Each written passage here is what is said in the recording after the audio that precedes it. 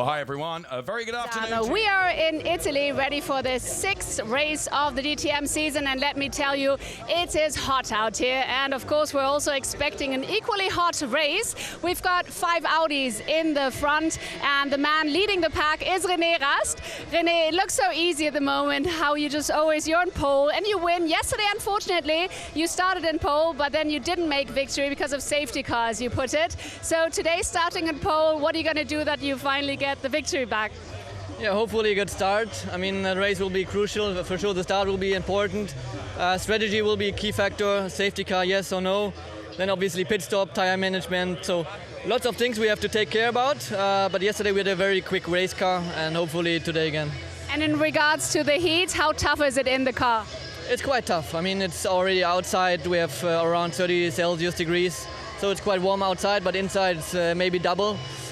So it's quite warm, but you know, we are used to that. We are professional race drivers, so we should deal with it.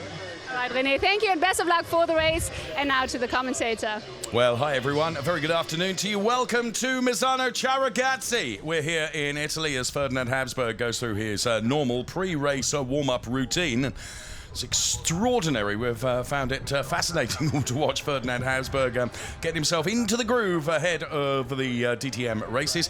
Race 2 about to get underway here in Misano in searing temperatures, as we've heard. We've heard from René Rast, of course, who will be hoping to convert that P1 into the race win today. Will he be able to do that? Interestingly, Aston Martin, talking to Thomas Baltes from Hankook, Aston Martin considered to be the manufacturer that has the best tyre wear. They're smoother on the tyres than Audi and BMW.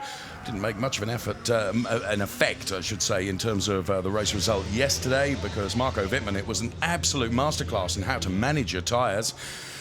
Took it to the win, and what a great job he did. It was a true fairy tale for the two-time DTM champion, Marco Wittmann. Let's hear from him now. And I'm here with Marco Wittmann. Marco, yesterday you started last and you managed to win, so that was an amazing race for you. Today is your 100th race, so you started from P6. What are you going to be able to do in order to make it a memorable race? Yeah, it would be great definitely to have a good race. For sure it will be probably a bit harder than yesterday, because yesterday it was clear we take the full risk, the hard strategy, and it worked out. Today starting P6, and we have a lot of Audis around us. So we will for sure fight them hard. We try to gain some positions, and hopefully we're having a good race at the 100th race. All right, well, thank you so much, Marco. I hope you keep a cool head. And now back to the commentator. Thanks so much. Yes, happy anniversary, Marco Wittmann. 100 DTM races as he starts the 100th race here.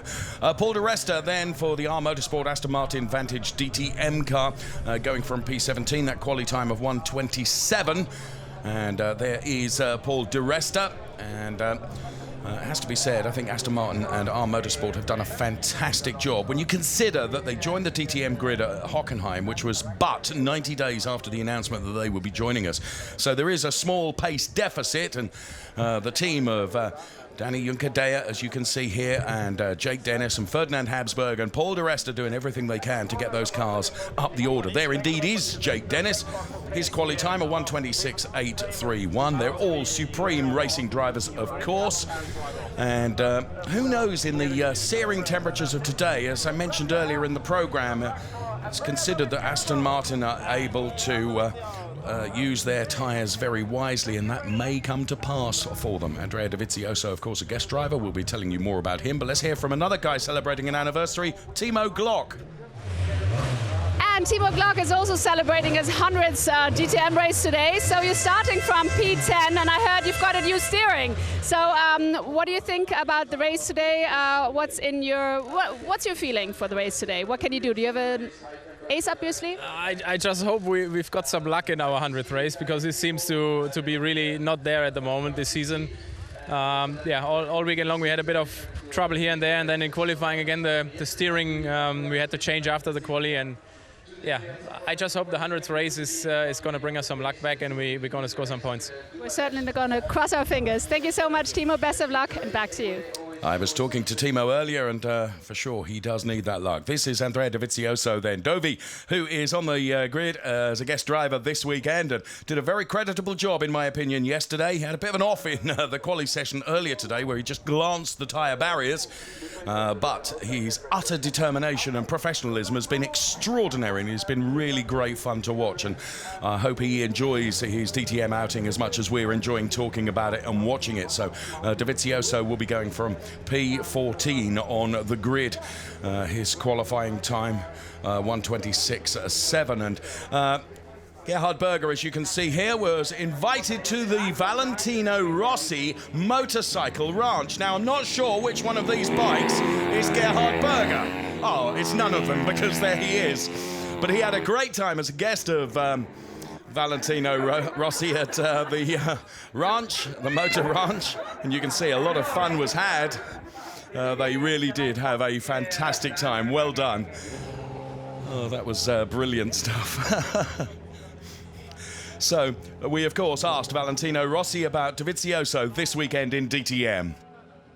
I like this because also Dovi have the passion for the cars, for the racing cars, and I know he's fast, and I'm sure that with his style and his method tomorrow he will be more fast and more in front. I know that it will be difficult, but we will follow for sure. And well, what an outing that was, and thanks to Valentino Rossi. Timo Glock then celebrating his 100th DTM race, and as he says just before we went to that feature at the motor ranch of Valentino Rossi, he's hoping for some luck. Philipp Eng, well, he came to this weekend in Misano leading the points. And regrettably, he now finds himself P3 in the Drivers' Championship. Still very, very early days in the Drivers' Championship. Philipp Eng, of course, taking his first win in DTM, the last round at Zolder, and well-deserved that was as well. I was extolling the virtues earlier of our Motorsport and Aston Martin, and one of their star drivers is former single-seater star Jake Dennis. So starting in P15 is Jake Dennis, best Aston Martin, but it's going to be a really tough race. So how challenging is this track, and how tough is it going to be for you from P15? Yeah, it's never easy going off P15, you know. Qualifying in comparison to my teammates has been really strong this year. We've had 4 in a row now, so I'm happy with my performance. But yeah, when it comes to the racing and obviously trying to move forward against Audi and BMW, it's difficult. We did it in Zolder, and we obviously scored 6th place, which was fantastic. We need, again, another sort of lucky strategy to try and do this. We're sort of going towards that route today, and hopefully we can have a good result. And but yeah, we need a few safety cars. That'll be maybe a big crash. But apart from that, it's going to be a tough race for us, yeah. All right, well, you go get him, Tiger. Thank you so much, and back to you. Thank you very much. Love the shades, Jake. He was a real star in Zolder because some of the overtakes he did, you know. I'm joined, and I should introduce him now. One of our Motorsport's reserve drivers is Ricky Collard, who's here alongside me. You, of course, have your own campaign in with Aston Martin, but Jake Dennis in Zolder, I mean, he was really, really going for it, and he absolutely wrung the neck out of that car to get the best out of it. Welcome, Ricky. Great to have you with us. First of all, obviously, good afternoon to everyone, and it's a pleasure to be up here in the booth this afternoon. But you can just see it in Jake's sort of performer and the way he acts. He is a lad. He's a bit of a lad, and you know, a few crashes, he wants a couple of crashes. He wants a bit of luck, and he's going to put a good show on for the fans. So. Now, this man who raced in Formula 3 and has made his debut in DTM for the WRT team is Jonathan Aberdeen. Now, Jonathan Aberdeen's qualifying performance here in Misano has been outstanding. He put the car P2 yesterday. He goes from P3 today. He was involved in some real physical activity going into turn 1 in the race yesterday, and that compromised his performance, unfortunately. But I've been really, really impressed with Jonathan Aberdeen this weekend here in Misano. What is he going to be able to do in race 2? Let's see.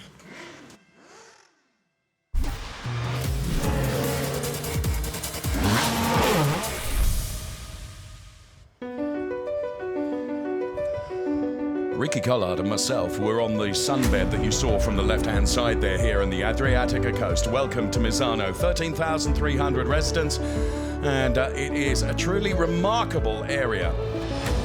with some extraordinary architecture, and of course never far from the coast, so therefore seafood plays a huge part. But some of the architecture around here is absolutely magnificent. If you've never visited this particular area of Italy, I would thoroughly urge it. It is utterly beautiful. The people are wonderful, and the reception, and of course the temperature and weather is extraordinary.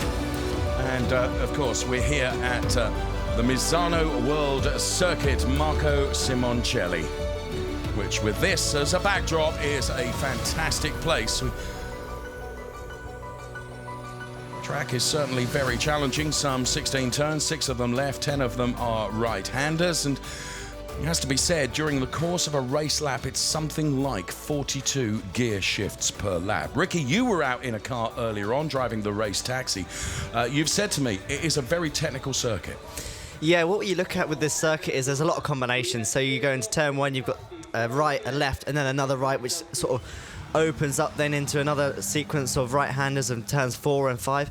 It's important then to get a good exit out of those corners, because you can then be flat through the 90-degree left of turn 6. As you make your way along the straight, it's not even a straight really, you have got a small kink in what we call turn 7 into a downhill braking zone then at turn 8, where it's slightly off camber, so it's really easy to just lock the inside front tyre, or even just lose the rear a little bit on entry. So could be a place where we could see a bit of overtaking, or if someone does go for an overtaking manoeuvre there, yes, it's quite risky, because like what we're talking about here with the unloaded front, turn 9, turn 10, again a kink that then tightens up, so there is the opportunity. That's almost like a double apex turn, isn't it? Yeah, and with the beauty of a double apex is you take your first apex, you then ideally run a little bit wide and then come back then for turn 10. Some people might then be able to get down the inside. Well, we'll see. Here is the grid. Rennie Rast goes from pole position. The Audi lockout continues with Robin Freins alongside. And so it continues on to row 2 with Jonathan Aberdeen. Great quali. And Nico Müller, good quali too. Pietro Fittipaldi, P5. And then Marco Wittmann, yesterday's race winner from P last, goes from P6. Then it's Loic Duval and Joel Eriksson. Remember, Joel won this race last year, but the heavens opened. It rained. Philip Eng and Timo Glock, P9 and P10. We're not expecting anything but sunshine today. P11 and P12 for Sheldon van der Linde and Mike Rockenfeller. Bruno Spengler and Andrea Dovizioso go from P13 and P14. Then we find Jake Dennis, the best of the Aston Martin Vantage DTM cars, with Daniel Juncadella ahead of Paul di Resta and Ferdinand Habsburg, whose workout routine ahead of the race has already been completed. Lots of spectators here to enjoy the race action. And going back to this Misano track, as you were telling me, Ricky, basically we covered the first half of the lap, but I can glean from that from the first half of the lap, you don't have a time for a breath, do you, at this circuit? No, this track is really action-packed. As we're looking at the sectors now, Sector 2, we've got some hairpins. Sector 3, you've got them fast, long right-hand bends where, we saw Dovizioso this morning make that tiny little error. Yes. And, after a consecutive right, you lock that front initially, yes, you're in trouble then and you're sailing wide. Well, this man is going from, you can see the air conditioning device being employed by his engineer there to try and keep René cool. He is a class driver. Make no mistake, a 125.3 gives him pole position and, of course, critically, gives him 3 championship points as well.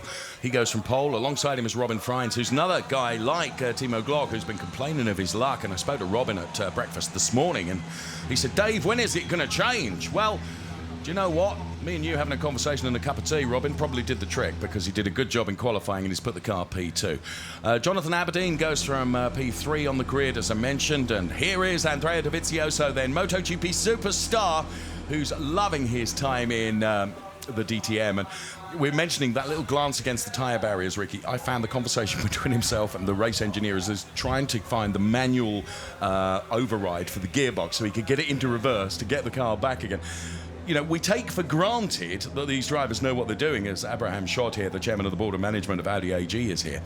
That actually, somebody like Dovizioso, he comes into a car. Yes, he's had a couple of test sessions with Matthias Ekstrom coaching him, but of course, not only is this vehicle got 4 wheels and not 2, they're just not used to it. So for him to be able to put that car on P14, I think is a remarkable achievement, Ricky. I think what he's doing this weekend is special.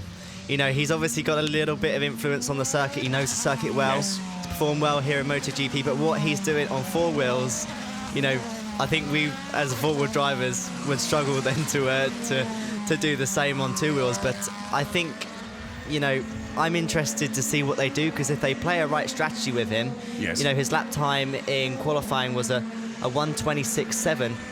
Bruno Spengler, a champion, was only what, 3/10 quicker than him. So this is a fantastic effort by Davi. Yes. I like the fact that you said drivers there, almost intimating that I'm a driver. Well, of course I am. I don't know whether I'm quite up to this standard, although it has to be said, at a recent karting event I qualified for the final, I'll have you know. Good man. I took a lot of influence from your famous late grandfather, and that is anyone tried to come past me soon found themselves pointing in the wrong direction. Don't know what you're talking about. No, of course not. Of course not. So the cars are off on their formation lap then for this 55-minute plus 1 lap race. We were talking about the late great Duffy Collard. What a incredible driver. There is Timo Glock, another incredible driver, celebrating his 100th race start here. And Timo readily admits, and when you consider the race history that someone like Timo Glock has had, Ricky, he says he's having the racing of his life in DTM. All right, maybe not so far this season, but you and I together on air at Hockenheim at the beginning of last year, that has gone down as legendary. That race was special. You know, it's such a shame that we've lost Gary and that we have lost Mercedes, but you never know, I think they will be back one day.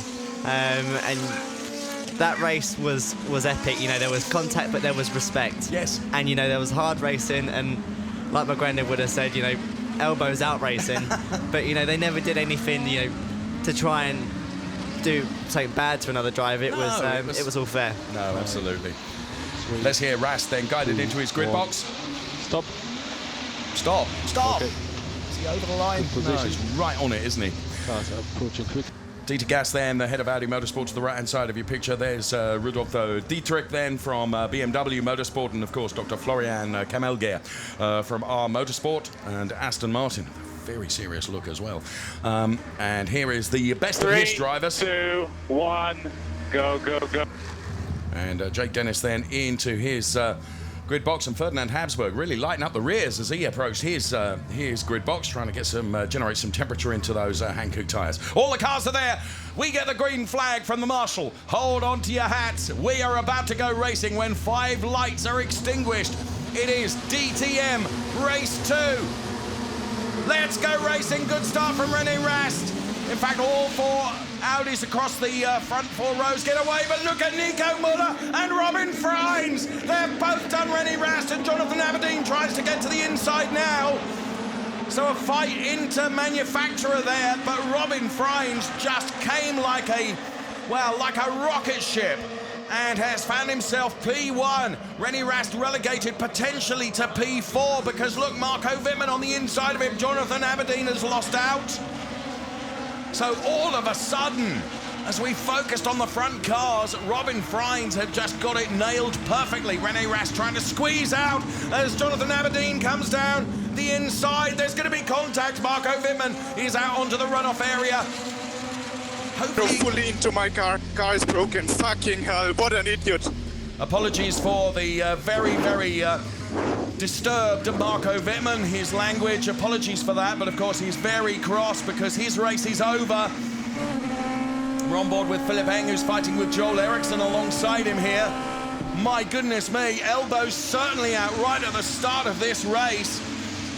And there you can see Pietro Fittipaldi in the familiar colours of Jamie Green, who's missing this weekend as the cars all stack up. But Robin Freins, he's leading from Nico Müller and René Rast, and then it's Loic Duval ahead of Jonathan Aberdeen.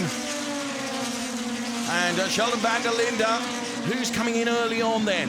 That looked like Timo Glock. They're going to roll the dice on Timo Glock. PV box. So DRS is enabled. Perhaps it was Rocky that came in. One guy as well. stop on the track, Rocky. Okay. Push to pass has been enabled as well, but look at this. Robin Freins and Nico Müller are escaping up the road. So yes, I was right. Timo Glock is in. Mike Rockefeller is in as well. And is that Ferdinand Habsburg? No, it's the number 23 car of Danny Ukadea who's coming in. So they're rolling the dice in terms of strategy. And here comes Mike Rockefeller then, his pit stop complete. Here comes Timo Glock now. We've got a yellow flag in turn 9. We expect that's where the car of Marco Wittmann has ended up.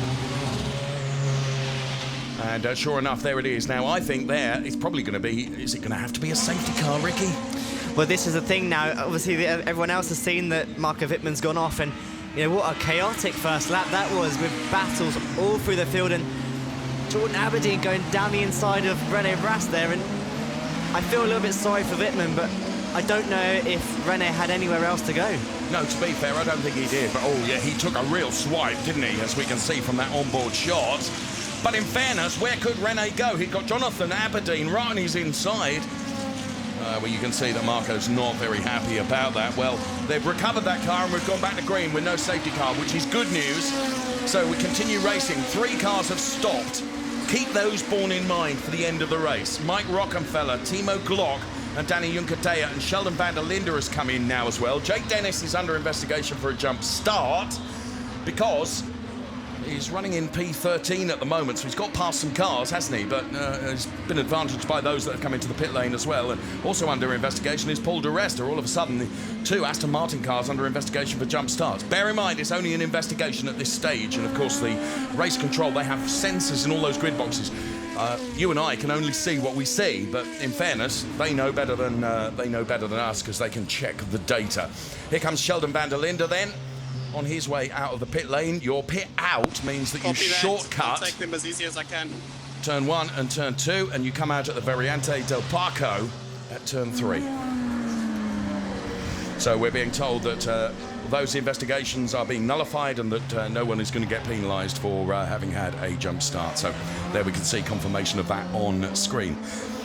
Ricky, did you see Robin Freins? Because I didn't. At the start of the race, I was focusing on René Rast, and I just didn't see. Robin Freins must have just come like a bullet.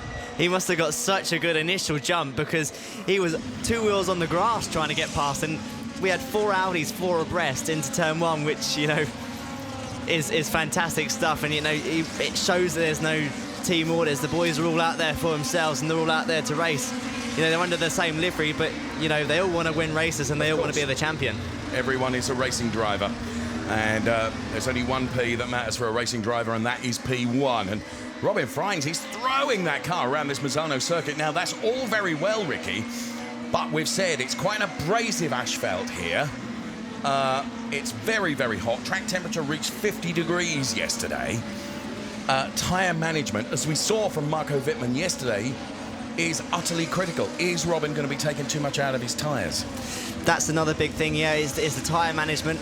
As we see now, Joel Eriksson just getting onto the back now of Jonathan Aberdeen. Jonathan Aberdeen, I want to touch on his qualifying then. So he's been extremely strong here in qualifying.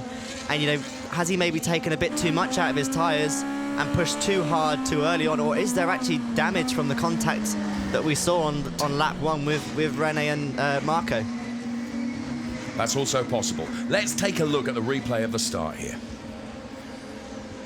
So, there's Freins, and you see initially Freins, I thought, went back because it looked like Nico Müller was on ahead of Robin Freins, but he certainly got ahead of René Rast. And then the fight was on. There was 4 of them, as you say, all involved in that battle. That's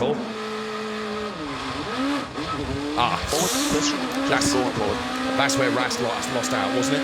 Yeah, it looks like there was a lot of wheel spin, and as he grabbed second gear, it just bogged on him, and there was nothing that he could do. Oh no, that's Timo Glock. His 100th race has ended in a retirement, looks like. That's a great shame. I don't see anything that has happened in the race thus far that would have taken Timo Glock out. But there he is. I mean, that looks like a race retirement to me, Ricky.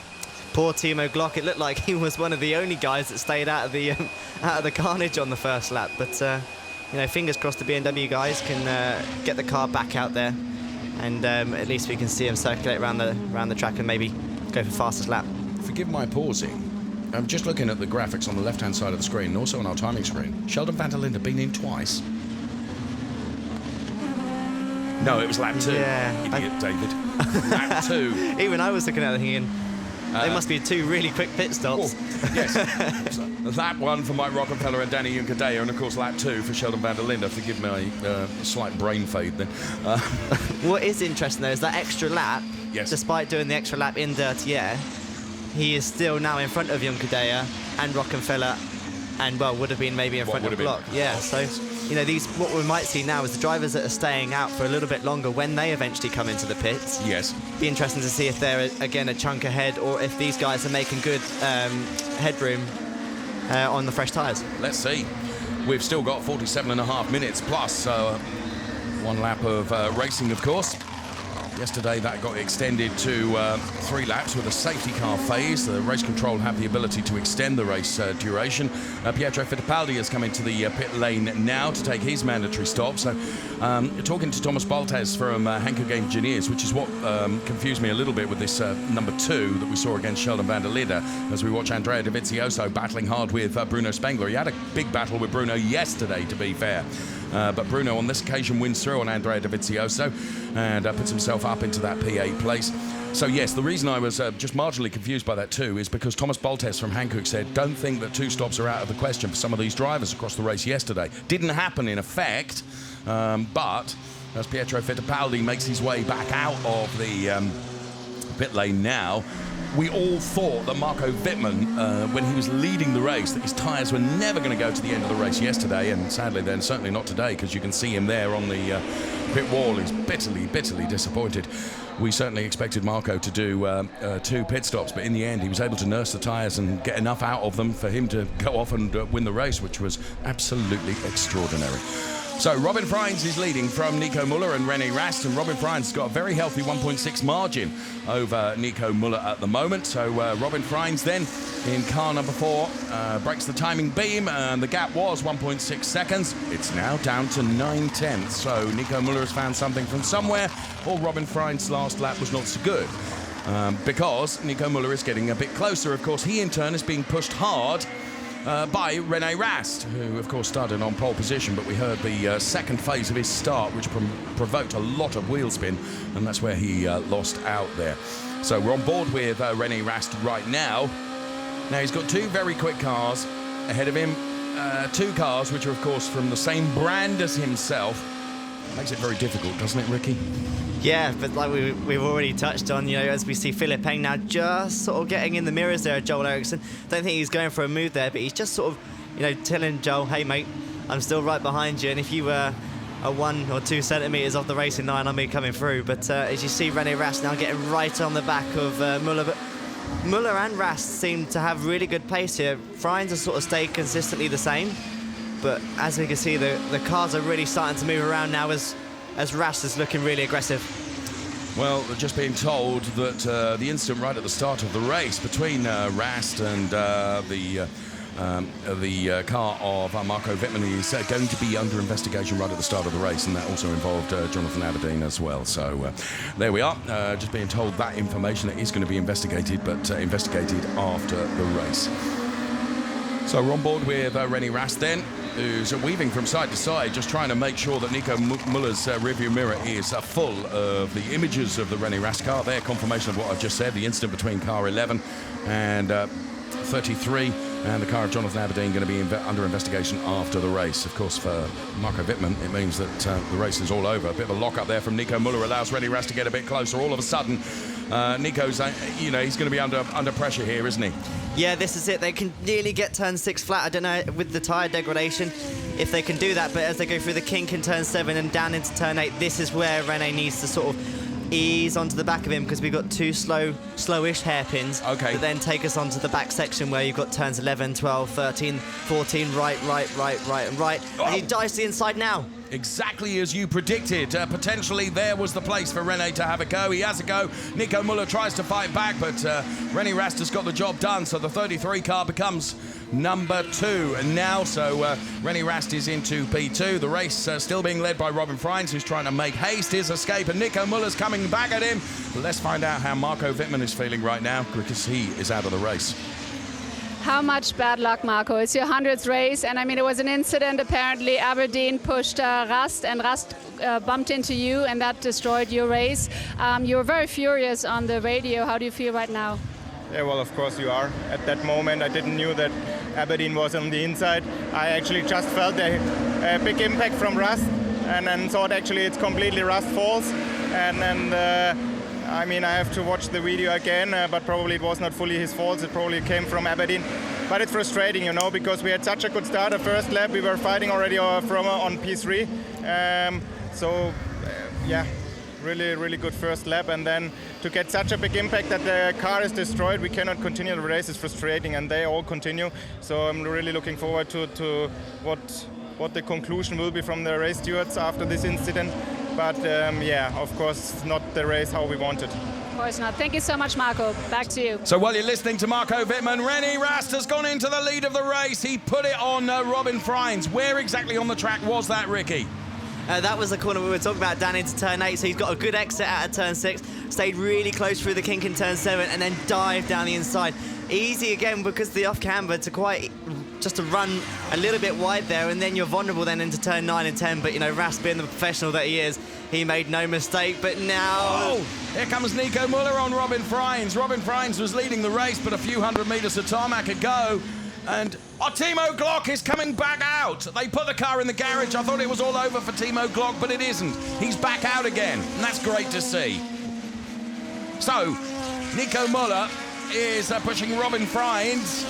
And what can Robin Freins do to defend against Nico Müller? He's already been passed, of course, by René Rast. Here comes Nico Müller into turn number 1. No, not close enough. Loic Duval is lurking as well.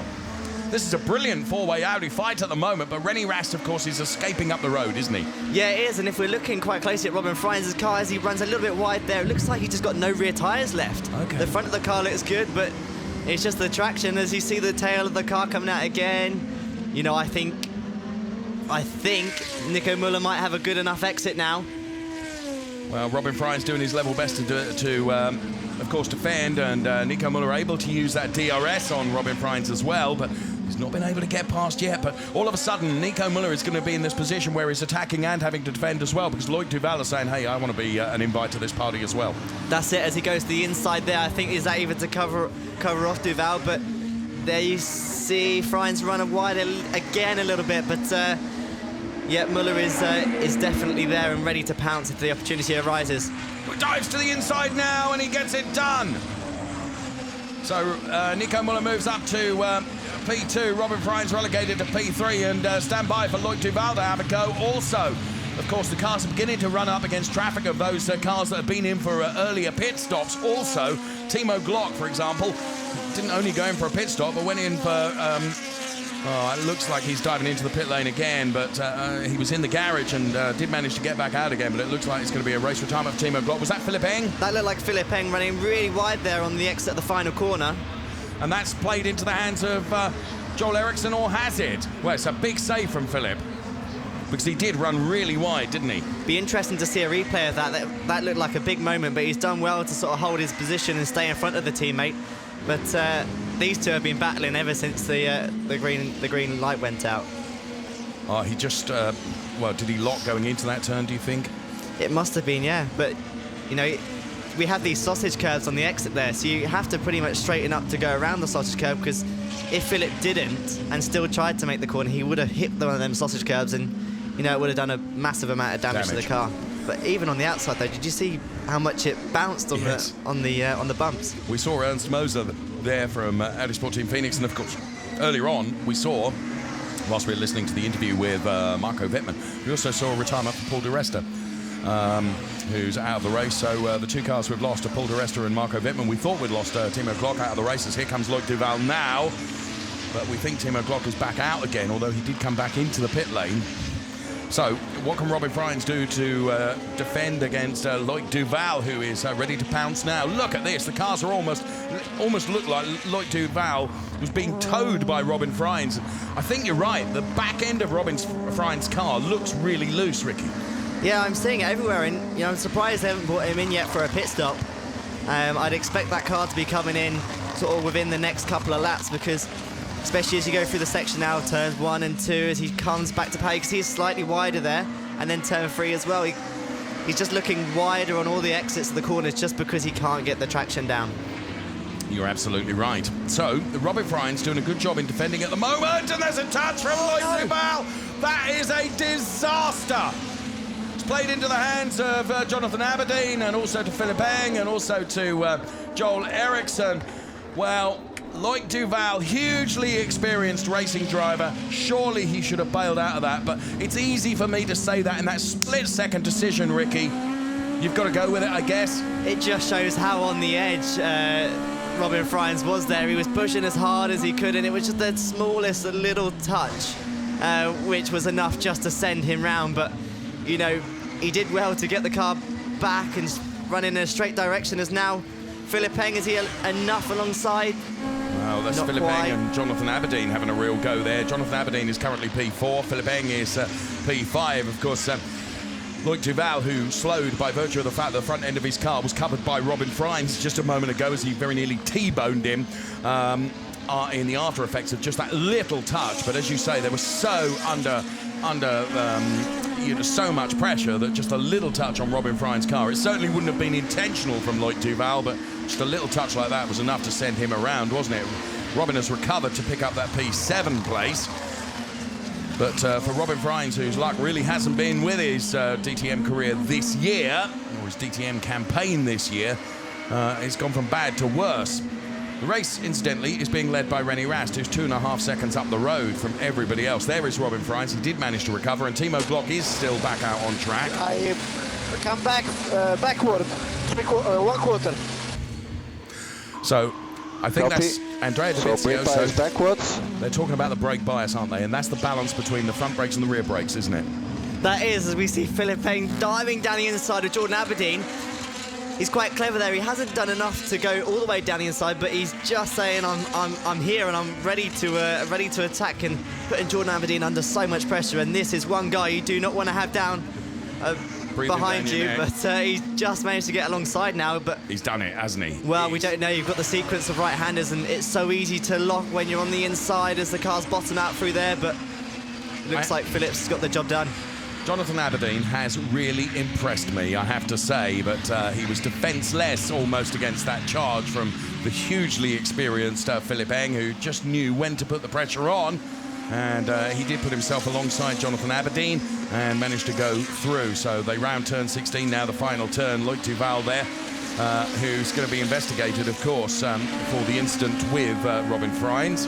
And we're on board with Philip Eng now, as in comes Andrea Dovizioso, who will make another adjustment now. Oh, what a beautiful power slide out of the grid box. I like that. Well done, sir. He'll probably make another adjustment to brake bias now. He's got fresh rubber on, won't he? Yeah, that's the thing. So what you normally would tend to do is go a little bit forward on the brake bias. Okay. And then as, you know, the tyres start to degrade, that's when you become a little bit more susceptible to front locking. So you would then go rearward. So maybe that was what Dovi was trying to sort of work out is, hey guys, I know we're not allowed to talk over the radio, but I don't have to worry about brake bias when I'm on my bike. I do it myself. I think exceptions will be made, don't you? René Rast then, his last lap, a 1:29.8 to 7. And there are only 2 drivers in the 29s, and that's Rast and Müller. And there is Nico Müller, who's running in P2 at the moment. So the order is Rast, Müller and Duval. But I think Duval's going to be under pressure from the hard-charging Philip Eng for that P3 place. Hang on a minute, he's got a puncture. Ricky, I just saw that on the short. Rast has got a puncture. So that means that Müller has gone through and Duval potentially will go through as well. I just picked it up on the shot. That rear. So he's trying desperately to nurse that car back to the pit lane. Now, is that as a result of taking too much curb, or is it just natural tyre deg that he's taken too much out of it and the tyre has become susceptible to anything? Well, apologies for the language from René Rast, and Loic Duval picks up a drive-through penalty for turning Robin Frijns around. And you can see René Rast is absolutely furious. This is such a shame because he was running so well, but it'd be interesting to see if the pit crew are ready because it was such a late call. Yeah, because they weren't expecting him. Let's see what the stop's like. Go. Still a very quick stop. It is a quick stop, and do you know what? I don't know where the puncture occurred, but it was on the last sequence of turns, whether it was turn 13 or maybe turn 12. So For your info, Rast had a puncture. he had a short run back to the pit lane. That's what I'm saying. If it had happened at turns 4, 5 and 6, Like that would have been much more damaging for him. And a drive-through. So drive-through penalty thank for you, man. Loic Duval. Thank you. Robin feels that that's well deserved. I'm sure he will. But René Rast now has got a lot of work to do But, as I was trying to say, Ricky, the damage he sustained was mitigated by virtue of where he was on the lap. Yeah, but what he's done is a fantastic job, though, to be able to bring the car back in one piece, because it's so easy. You know, when you have a puncture on a car, it's the most horrible feeling, and it's so easy then to make a mistake. But he's done such a good job of just playing it safe and bringing it back without doing any further damage. Because it would have been very easy then to have just pushed a little bit hard and ended up in the Armco. But this is really interesting because normally with no tyre warmers, of course, they're on cold tyres when they come in for a pit stop. That's now exactly we have to continue. We stay out on this set of tyres and we come in for a later pit stop, and then we hope for a safety car at the end. The cars are very susceptible to being overtaken because, of course, Rocky is on tyres that are up to temperature. But and also he didn't let me by. I was waving. They don't play the game. Loic Duval's his side of the story with regards to the Robin Freins incident, but what I was trying to say there is because of the abrasive nature of the asphalt here at Misano, presumably the tyres warm up much quicker. Yeah, this is one of the highest tracks we go to, I think, with regards to tyre degradation. And like you're saying, this pit lane is so long. If you look at the guys, they have to sit on the pit lane limiter all the way along here, all the way around the right. But it'll be interesting to see now out of the two, well, Joel Eriksson isn't a rookie anymore, but out of these two, who's going to make the most on these cold tyres as they blast out the pit lane into turns 1 and 2. Yes, they're out ahead of, well, this of course becomes turn 3, doesn't it? Because they missed turn 1 and 2, because there's such a long pit lane, as you were saying. So Jonathan Aberdeen and Joel Eriksson, they're both on relatively cold tyres. They're ahead of Sheldon van der Linde. Joel running really wide over those exit curves, though, straight away. Look at Joel and Jonathan. Pit lane, Philip, pit lane. Aberdeen then weaving from side to side to get temperature in. Philip Eng has come in. And now Philip Eng, of course, has come in from what was P2 because of others that have come into the pit lane as well. And Robin Freins is there with Sheldon van der Linde ahead of him. Here is Jonathan Aberdeen and Joel Eriksson. And they're both going through this system of warming their tyres up as Robin Freins on the inside of Sheldon van der Linde here. And Robin Freins puts himself in P11, and Philip Eng then in for his mandatory stop, a 7.1 second stop for Philip Eng, and he's on his way back out again. Where is he going to filter out? This is the other thing as well. The other guys are going to, Joel Eriksson will have warm tyres, and same with Jordan Aberdeen. Phillips tried to stay out for an extra lap, you know, just to try and get in front of them, but it didn't look like it was the best release out of the box. Certainly wasn't a Dovizioso style. Here comes Aberdeen, here comes Eriksson, here comes Frein and Sheldon van der Linde. You can hear in the background Philip Eng off the pit lane speed limiter, but he's still. There's Aberdeen, and there is Eng then battling with René Rast. So René Rast, of course, was in a lap earlier, and therefore René Rast's tyres are up to temperature. Philip Eng on cold tyres, and he is ahead of Aberdeen and Joel Eriksson. And we're on board with Philip Eng now, fighting with René Rast. So this is for P7 and P8. Bear in mind, those that haven't stopped yet are Bruno Spengler, Ferdinand Habsburg, Jake Dennis, Loic Duval you have seen in the pit lane, but that was for his drive-through penalty, not for his mandatory stop, so he's got to come in again. And we've lost Paul di Resta and Marco Wittmann. Nico Müller comes in for his stop now, which puts Ferdinand Habsburg into P2 with Bruno Spengler leading the race, but here is Nico Müller then, the number 51 car, and the Abt Sportsline team worked on the Nico Müller car and got him back out again as quickly as possible. All these teams rehearse and practice their pit stops constantly. Just looking at the timing screen as well, David, so just to interrupt. Not at all. René Rast is ballistically quick at the moment, and it'd be interesting actually to see whereabouts Müller comes out as we just see.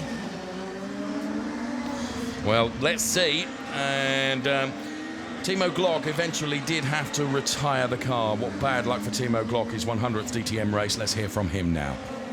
How unfortunate for Timo Glock. What was the problem? Why did you have to end the race? First of all, I suddenly had no engine power anymore, so came back to the pits. I tried to repair it. Then the whole power steering problem I had this morning came back again, and then suddenly the gearbox was shifting nearly on its own, so we had to retire. That's too bad. Thank you so much, Timo. Off you go to be weighed and back to the commentator. Well, thanks very much. And poor old Timo really has not had a great weekend. Jonathan Aberdeen and Robin Freins, and there is the car of Joel Eriksson. So there you can see Eriksson and Freins. Robin Freins is on a mission now, isn't he? Look at this, side by side between Joel Eriksson and Robin Freins, all the way around the outside, Ricky. You've got to have large confidence, haven't you, to be able to do that? I didn't expect that. I haven't seen that move done so far this weekend, but been a right juggle of positions as we've seen. Joel Eriksson's obviously got past Jordan Aberdeen, and as we hear the radio from Spengler. Okay. On board with Rennie Rast now, who's got Pietro Fittipaldi ahead of him now. Pietro Fittipaldi running in P6, Rennie Rast is P7. We just saw in was the car of Bruno Spengler. Pietro Fittipaldi then, and Rennie Rast here. Rast, whoa, almost touching the back end of Pietro Fittipaldi as he tries to get the entry and exit exactly right on this almost double apex turn. But of course, this is allowing Philipp Eng to get ever closer, isn't it? Because he needs to get past Pietro Fittipaldi. And he's on the inside now and should be able to go through. Is Philipp Eng close enough to be able to do the same? No, he isn't. Pietro Fittipaldi closes the door, and that denies Philipp Eng. He'll now have a go on Pietro Fittipaldi, and he does it. King of the late breakers there, as he goes through on Pietro Fittipaldi and continues this quest to keep on terms with Rennie Rast in the number 33 car. Nico Müller is just ahead of them, you can see. So, you know, from dashed bad luck for Rennie Rast, you know, as Pietro Fittipaldi now comes back at Philipp Eng. Tell you what, Ricky, you say you don't have a moment to breathe when it comes to driving this track. You and I haven't had a drink yet because it's been so frantic out there on track. Absolutely, this is what we want to see. This is great action from the DTM, and you know, it's shown why this Misano circuit is such a great track. But even when we're looking at the lap times, you know, Rennie Rast is down in the 127.9. He's the only guy in the 27s by quite a margin. The person who's second quickest at the moment was Philipp Eng, as they just crossed the timing screens now, as Hansberg comes in for quite a late pit stop. A bit of a change on the strategy he did yesterday. Be interesting now to see how they get on. But you know, just to touch on the R Motorsport boys, this is, you know, it's a little bit still of a test for them. They know they're struggling a little bit, and you know, this is broad light testing for them. They haven't had any chance to go testing. But in my opinion, I think they've done a really, really good job. You know, they've been in the points. They've really battled hard. And as I say, and we said in the pre-show before the race started, you know, some of Jake Dennis's moves at Zolder was absolutely incredible. And credit to Habsburg, and credit to De Resta, and credit to Junker Deya as well. But now, Nico Müller and Loic Duval, as Nico Müller is ahead of the number 28 car of Loic Duval, who of course has done his drive-through penalty, but he's still going to do his mandatory stop. We're on board with Philipp Eng then, who's trying to keep with Rennie Rast, but Rennie Rast is the standout driver in terms of pace at the moment and is able to gap Philipp Eng sufficiently. So Müller and Loic Duval, and they're still keeping, I mean, Loic Duval is done, you know, the first half of this race on the same set of tyres, hasn't he? In fairness, talking of your R Motorsport team and Aston Martin, Jake Dennis is leading the race. Now, Jake is leading the race by dint of the fact that he's not come in for his mandatory stop yet, and he's perhaps a second and a bit slower than the front runners in terms of tyre life. But it's proving that what I'm told by Hankook is that Aston Martin are able to manage the tyres really well. Yeah, there's different areas. You know, we're looking at the Audi today looks really quick in the straights. BMW looks really good in the corners as Philipp Eng goes for a super late lunge. No, Rennie! Oh, and Philipp Eng. Was there a touch there? There might have been a kiss, but it's not over yet as they go into the next turns of 9 and 10. Philipp goes to the outside and dives to the inside. Now, he sold him a dummy there, didn't he? He did, but... And Rennie does not normally fall for that. Well, that was a brilliant overtake from Philipp Eng. I'd love to see that again, because it looked to me like Philip sold him a dummy. Rennie reacted and Philip said, "Tar, mate, I'm coming through." He must have heard what you were saying about being the king of the late breakers, because that was so late into turn 8. But we saw that earlier with Jordan Aberdeen, did the same move with Jordan. Yeah. You know, I don't know how he managed to get it stopped, but somehow he did. And he got it rotated, didn't he? You know, and fair play. So Rennie Rast now finds himself behind Philip Eng. And Philip Eng now, we'll keep an eye on his lap times. Philip Eng in the 1:28.4. So too is, Nico Müller. What's Rennie Rast's last lap time? A 1:29.6, you see. I don't think Rene is... I think Rene is probably the fastest guy out there on the track as Luc de Vere comes in now for a pit stop. Now, this is the second time he's been in the pit lane, but this is his mandatory stop. And as far as he's concerned, he felt the drive-through was perhaps unjustified, given that, you know, he'd waved at Robin, apparently. Does that happen in racing when you wave at someone, they let you through, Ricky? I don't know whether you benefit that as well. I better say it would be a one-handed steering wheel if that was the case. OK, so Philip Eng then, gapping Rene Rast now. Now, I'm inclined to say that I wonder whether Rene's car is absolutely optimum following the touch. Because as a racing driver, he doesn't make mistakes. I just wonder whether the car is not perhaps absolutely optimum, therefore he's squeezing as much out of it as he can, but it is vulnerable. That's a really good point, actually, Dave. You know, that contact was hard. It must have been hard to have to retire the BMW completely on that initial impact. So here you go. This is the replay, Dave. Talk us through. So Philip Eng then, I thought he sold him a dummy here. Rennie goes wide to try and defend that line, or did he outbrake himself? And Philip Eng said, "Tar, very much. I didn't need the invitation twice." He's just so late on the brakes at the moment, and you know, it just shows. Maybe with all the different cars he's driving, he's always in different cars. I know he was even racing on simulators the other day on iRacing. And of course he'll be at Le Mans in just a few days' time. And then he'll be at Le Mans. You know, maybe all this driving that he's doing, it's helping out, because that was just so late on the brakes. I did not expect that. You've raced with him as a teammate, and you and Philip were a formidable combination.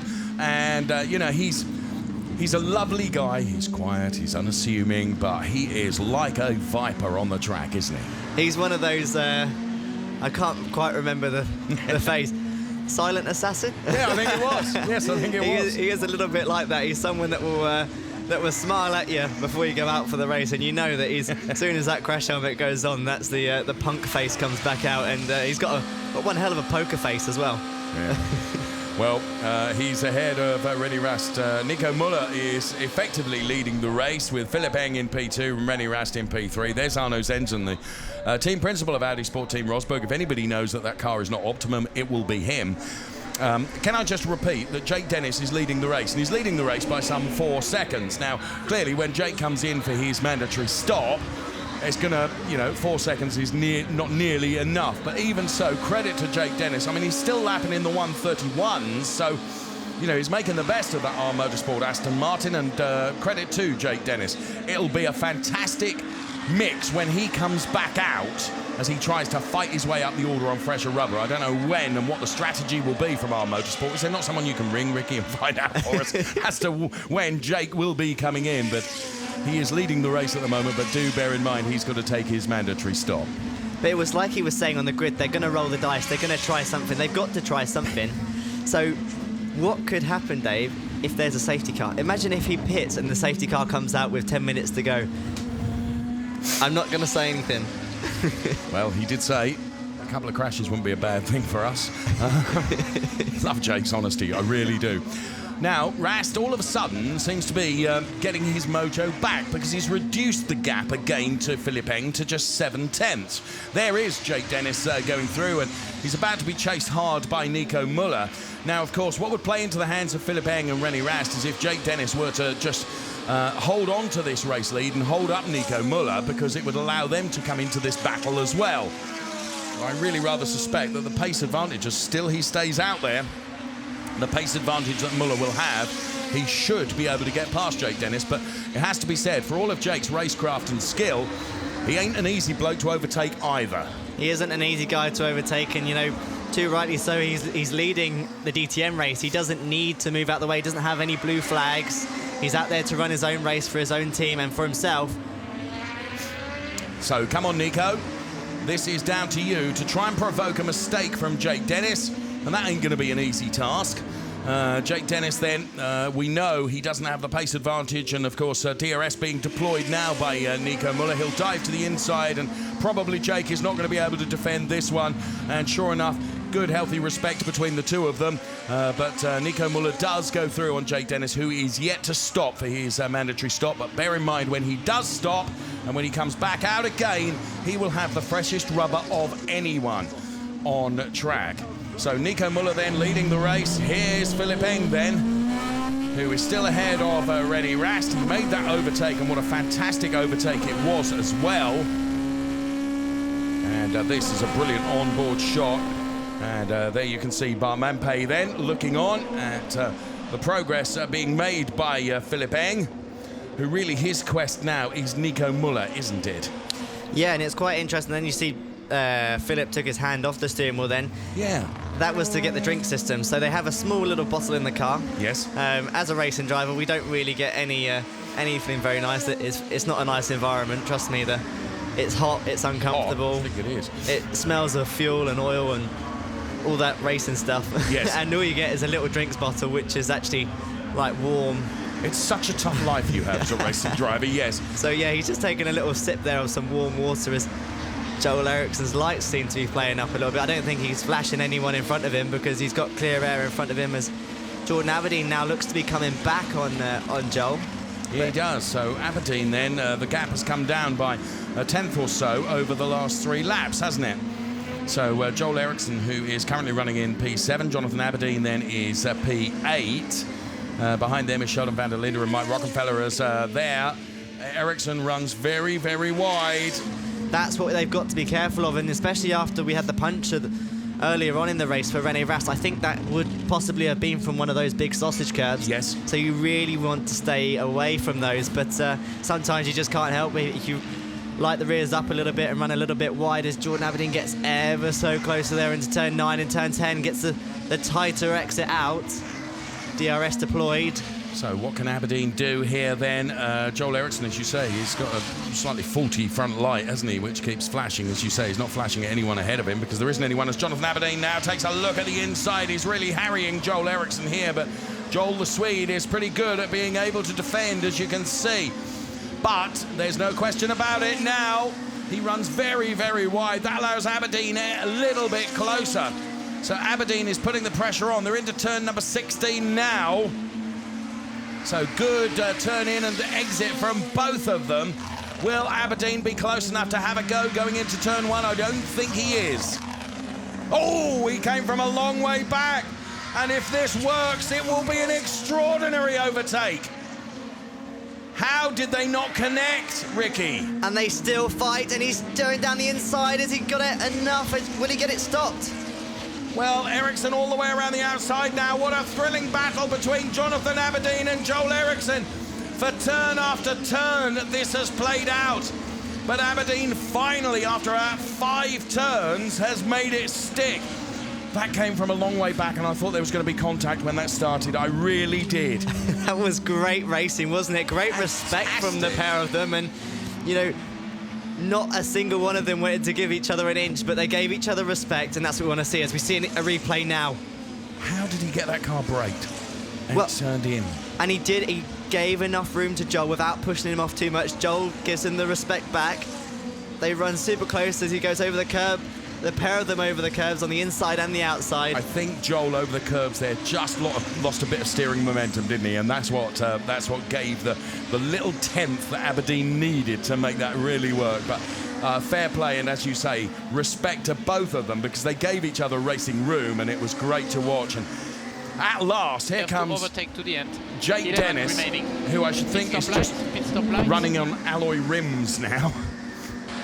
Copy that.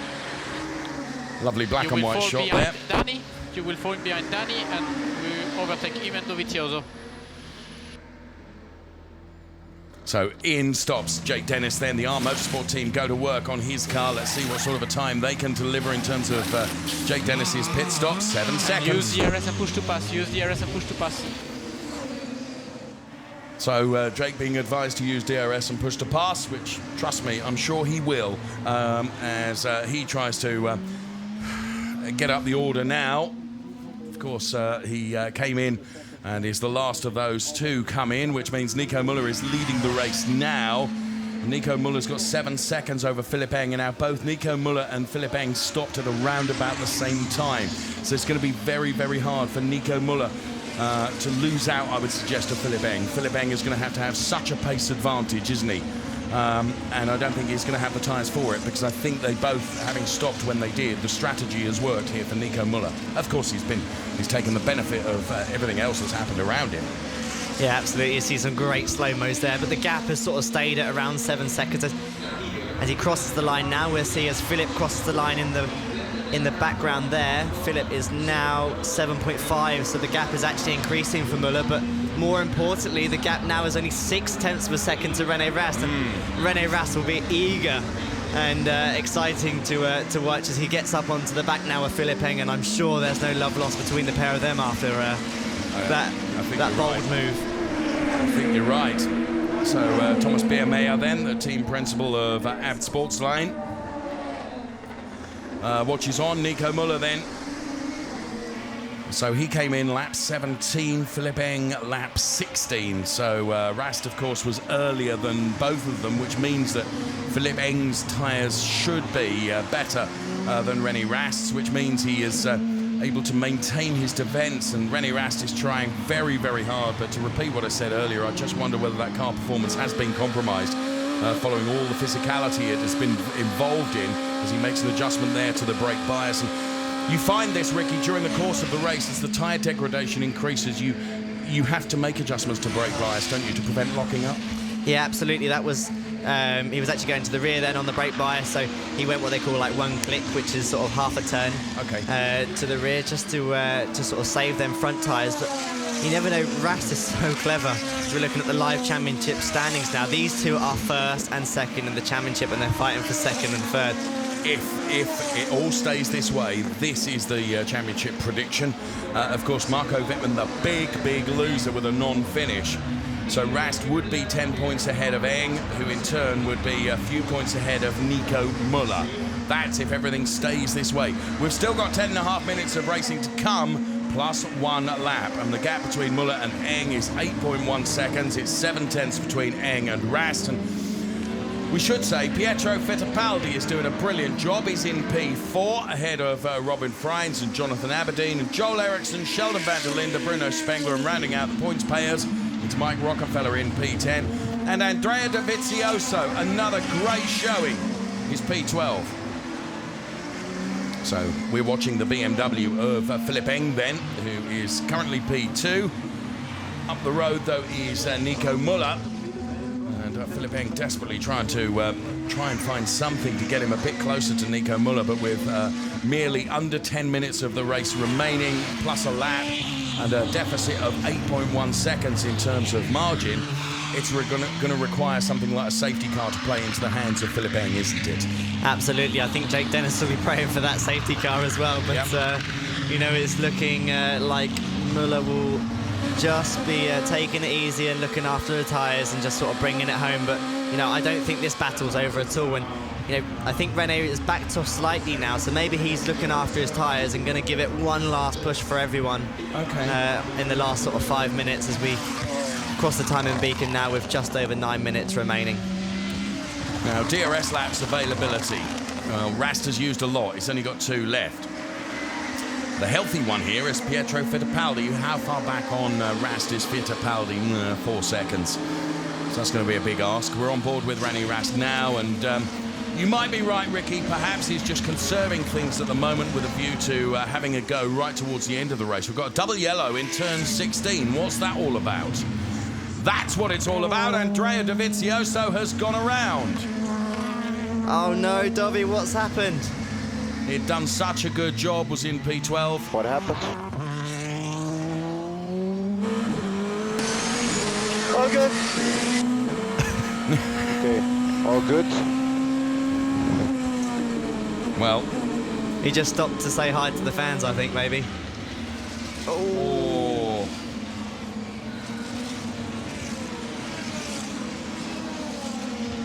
He must be feeling a little bit dizzy. Triple spin there, wasn't it? Just lost the back end of the car because everything, you're so on edge, Ricky, in these DTM cars, aren't you? Absolutely, and it's quite spectacular as he hits the 100-meter board went for a Burton, didn't it?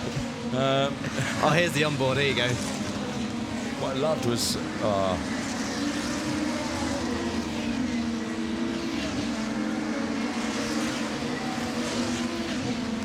now watch his eyes light up.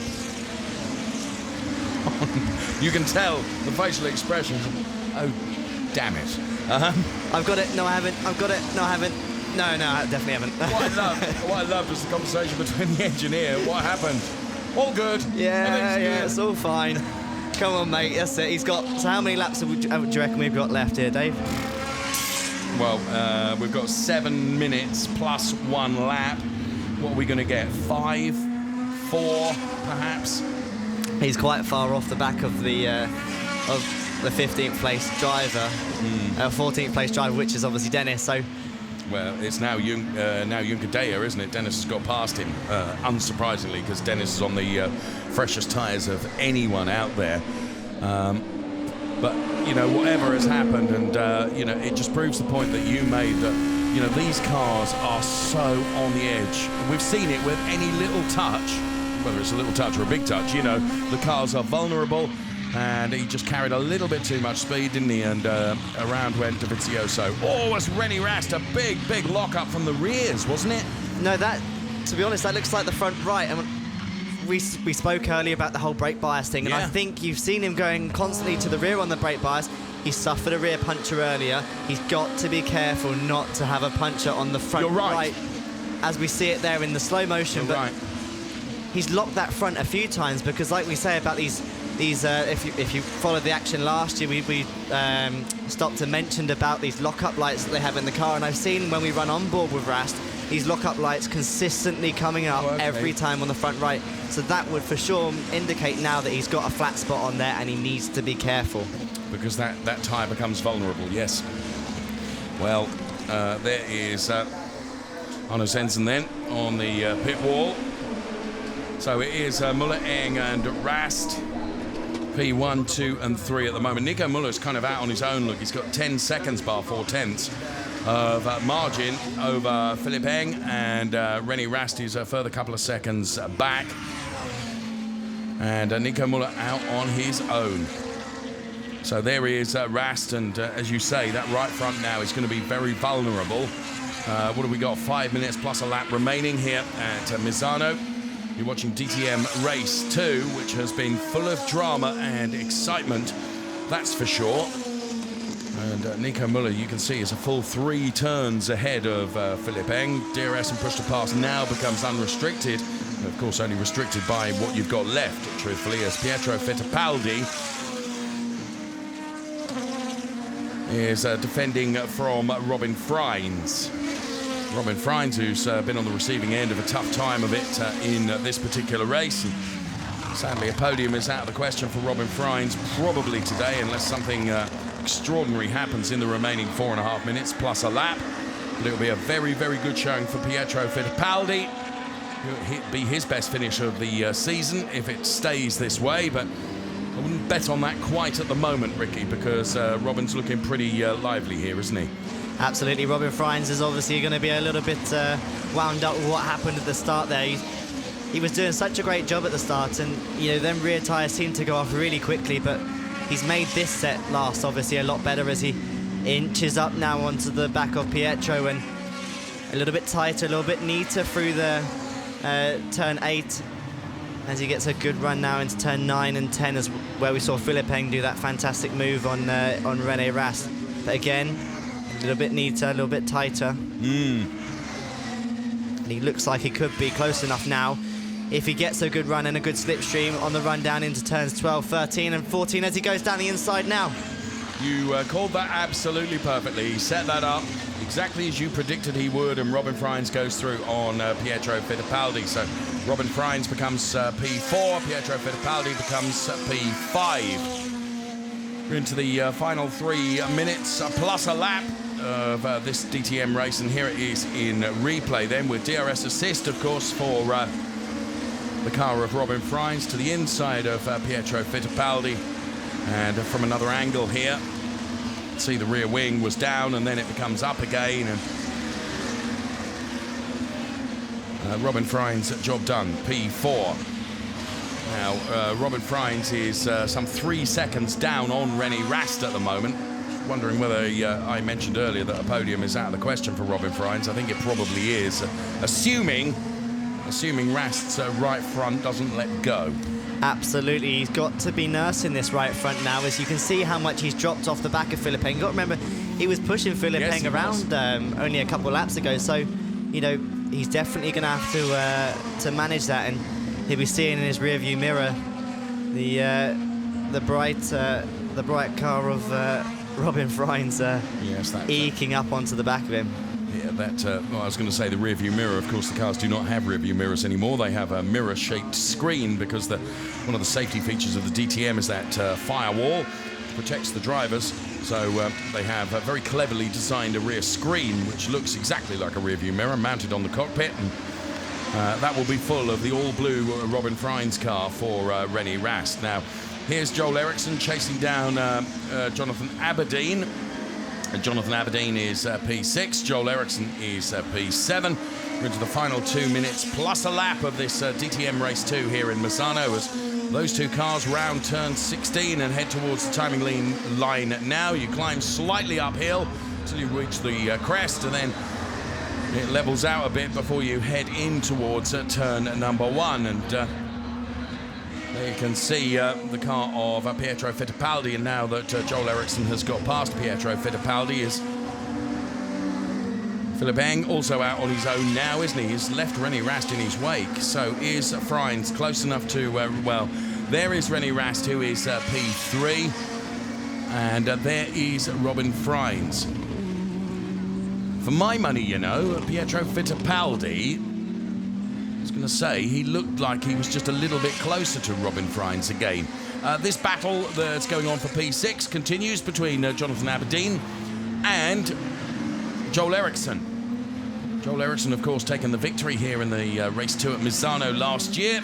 Ain't going to be doing that today unless something very untoward happens, I would suggest. The weather conditions were altogether different last year.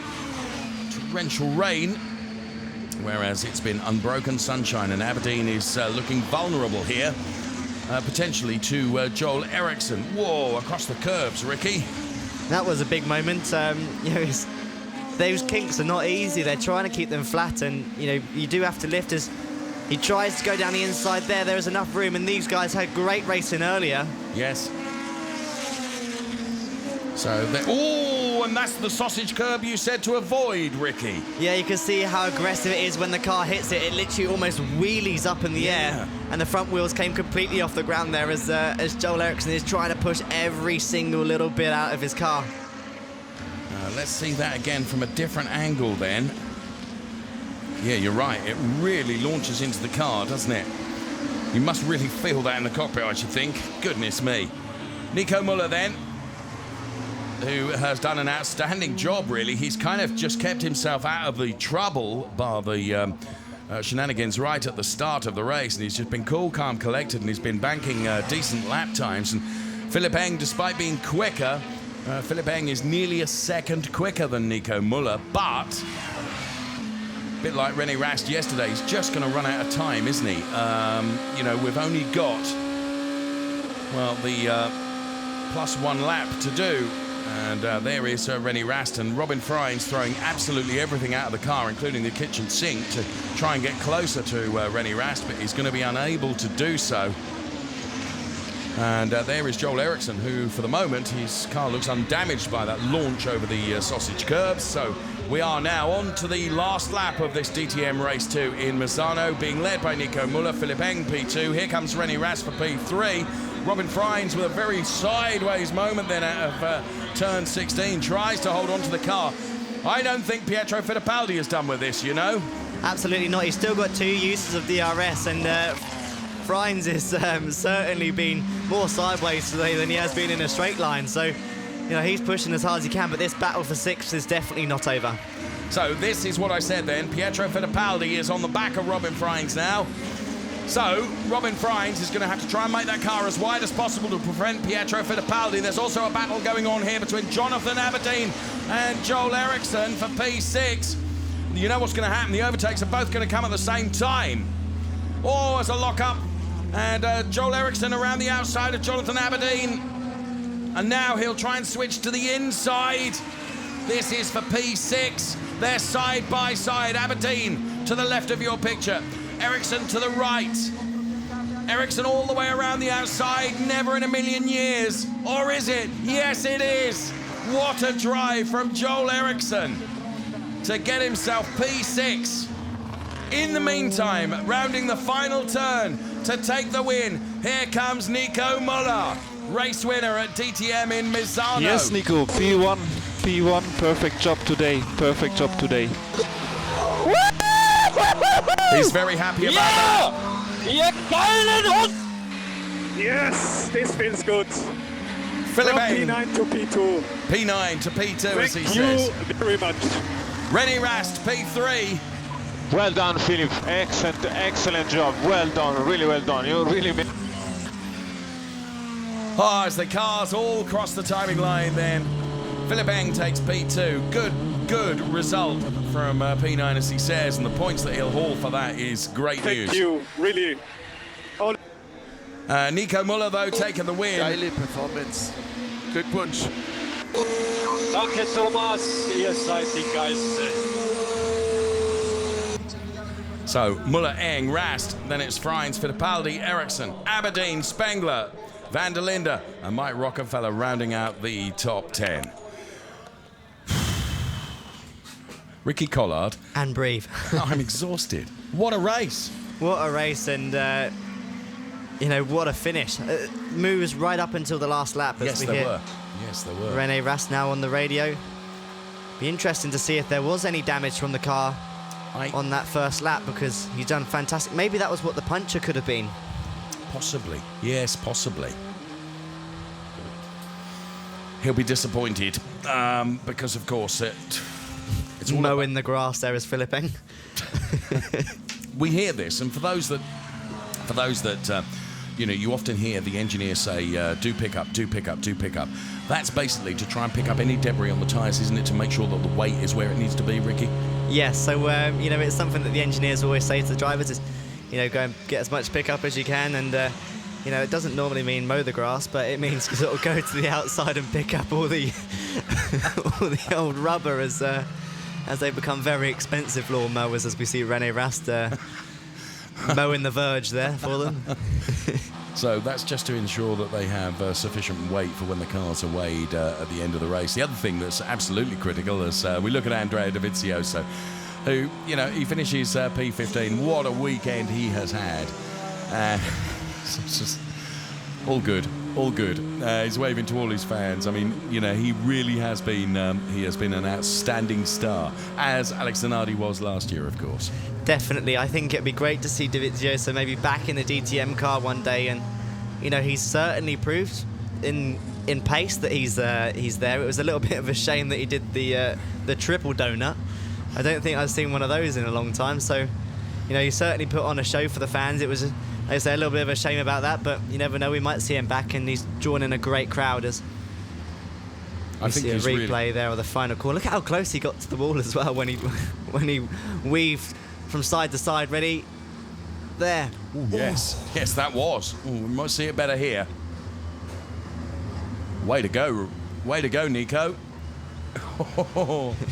I almost expected to see laptops tumbling off the shelf there. He was that close. Wow, what a race. Nico Müller, race winner then. Goes to be Wade. And the conditions, I mean, you well done, Nico. You talked about this earlier. I mean, the conditions inside those cars must be so hot, Ricky.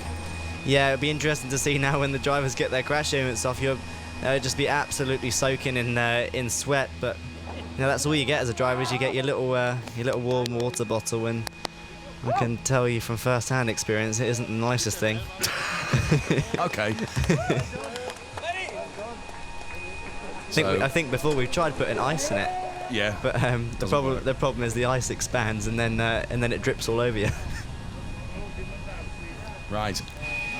So all the congratulations being offered out then to Nico Müller, Philipp Eng, and to René Rast.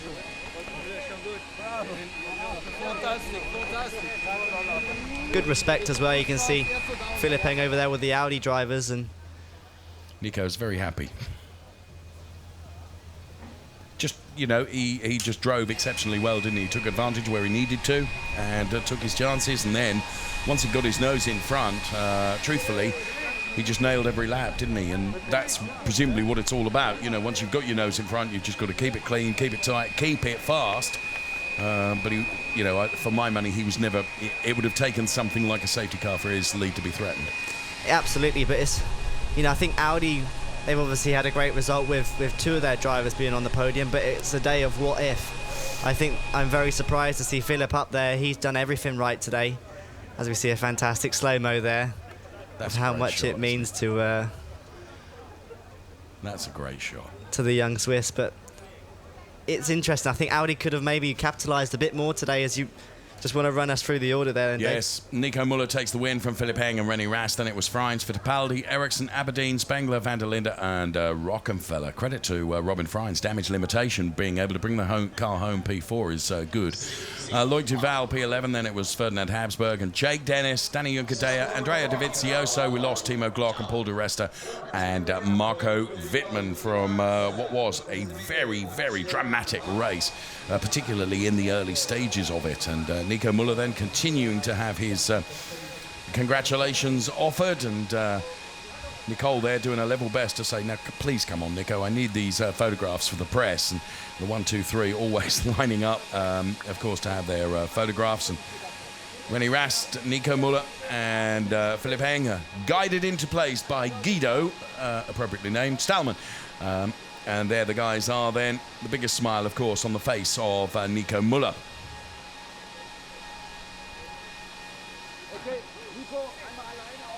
So there with the photographs done and dusted.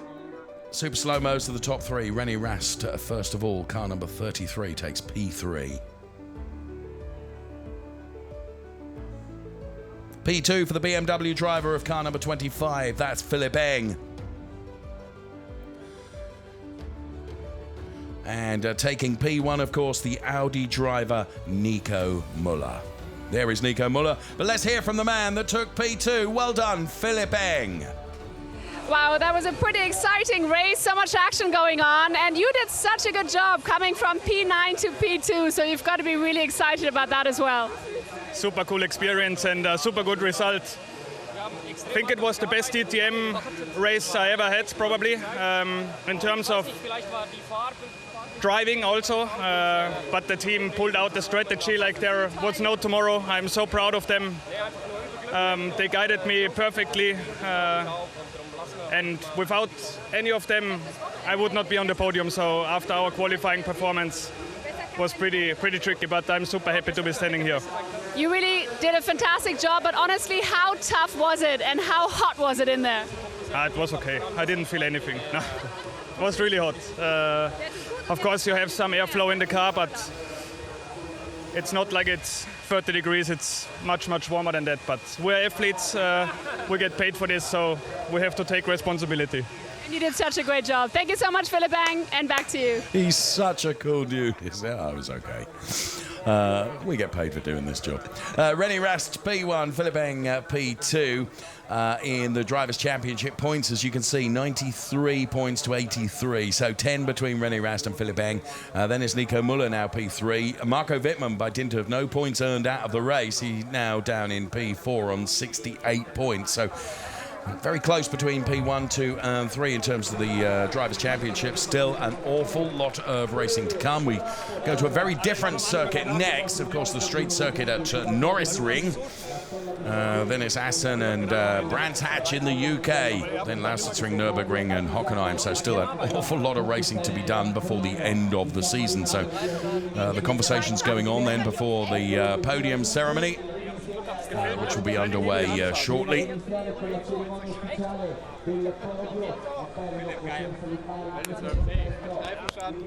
Interesting as well to hear there Philipp Eng saying that was the best he's ever driven in DTM. And you know, considering only last time out was his first ever race win, he qualifies that as even better than that result. So you know, them lunges were pretty epic, and you know, gave us something all to cheer on, and you know, fair play to them. That was nice to see, wasn't it? A little thump from Toby then. Offering his congratulations.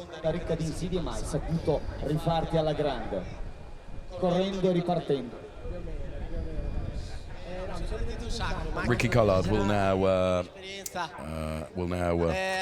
tell us exactly what Dovey is saying, because he's fluent in Italian. He's not. Poco Italiano. I can tell you that he's happy and did a great job. Did a great job.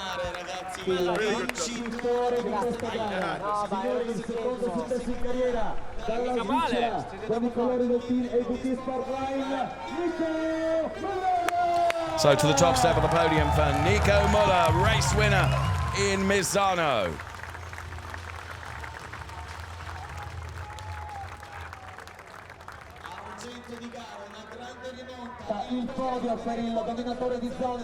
Very happy with his P2, and as he says, his best DTM race in his opinion.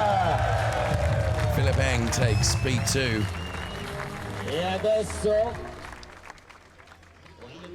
Alfiere di Audi, tornato in auge, pronto per il podio, René Rast! And P3 for René Rast. Grande successo di squadra. And of course, the Abt Sportsline team will be represented on the podium as well. Thomas there making his way onto the podium. And stand by then for the national anthem, which will play out now for one Mr. N. Müller.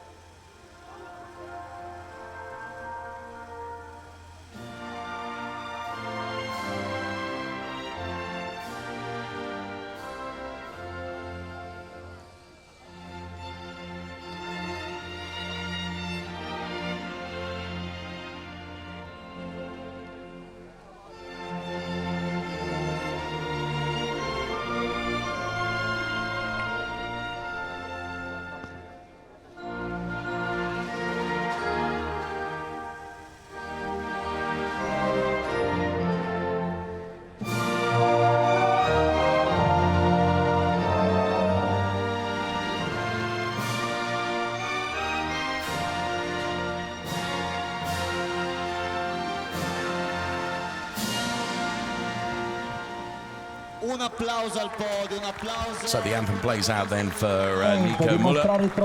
Race 6, race winner.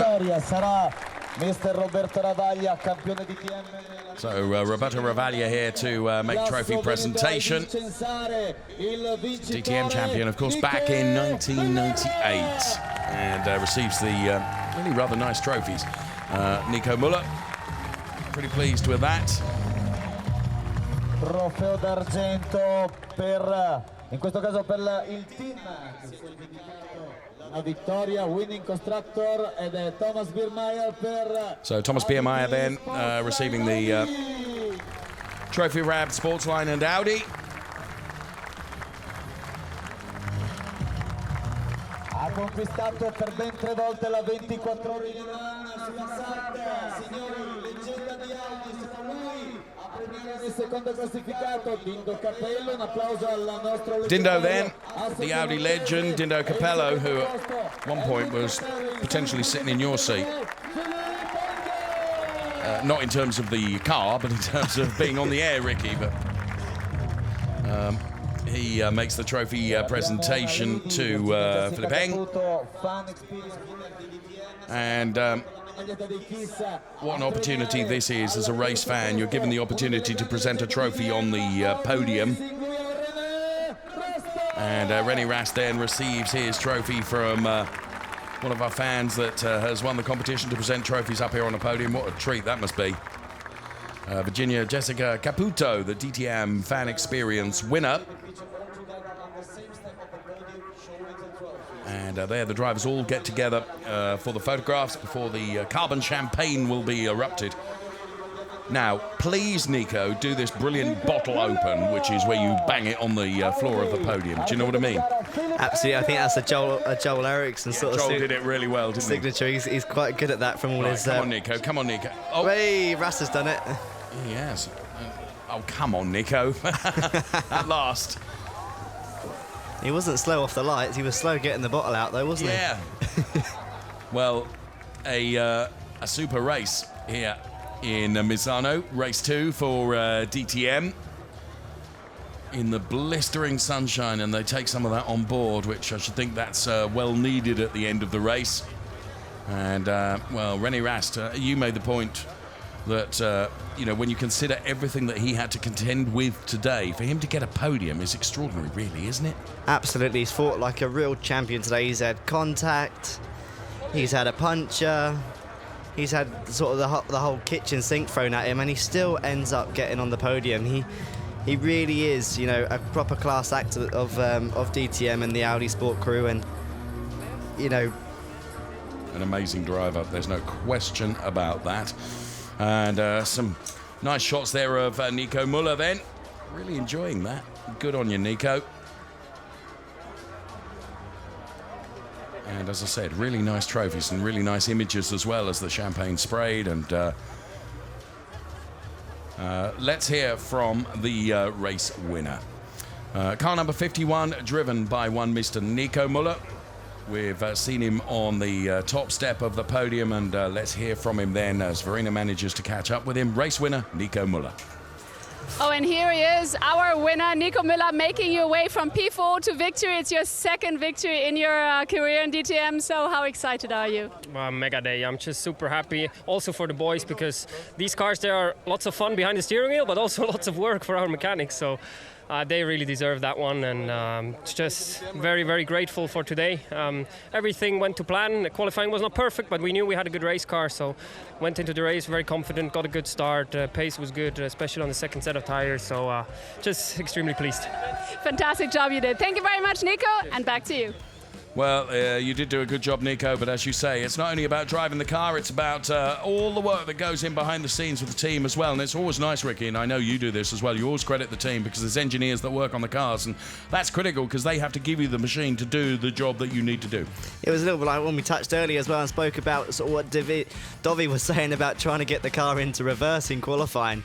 They're really complicated bits of machinery, and you know, it's not like a normal race car. There's lots of bits and pieces that need to be done. Let's hear from René Rast now. P3, maxed out really, did what he could. And I'm here with René Rast. René, you were so unlucky with the puncture and everything, but still P3, considering that, you've got to be okay with that. Yeah, I'm absolutely happy with that. I mean, third place was the maximum we could do today. Bad start, then the puncture, lost a lot of time. Couldn't switch on the tire in the end, so P3 is the maximum we could do today. Right. Thank you so much, René. And now here are the highlights of today's sensational race. See you the next time. Bye-bye.